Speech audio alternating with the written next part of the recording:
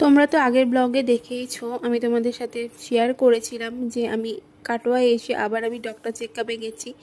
আসলে 8 মান্থের doctor checkup তো কলকাতা থেকে করেই এসেছিলাম, কিন্তু যেহেতু আমি কাটোয়া থেকে ডেলিভারি করাবো তো এখানে তো ডক্টর আমাকে দেখাতেই হবে।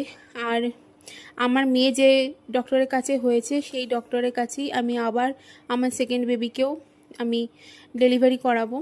তো অনেকটা টেনশন হচ্ছে, কারণ কি বলো তো, ডেলিভারি ডেটটা অনেকটাই আগিয়ে দিয়েছে, মানে ডেটের অনেকটাই আগে।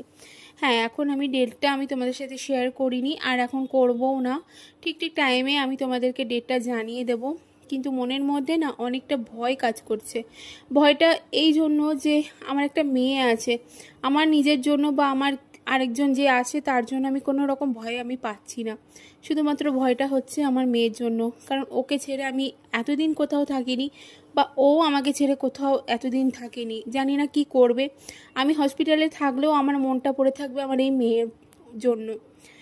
তো ডক্টর আমাকে কুলেখাড়ার রস খেতে বলেছে, কারণ আমার রক্তটা একটুখানি কম আছে, হাই প্রেশার, তো সেটাই খাচ্ছিলাম। আর খেতে এত বাজে যে বমি চলে আসছিল।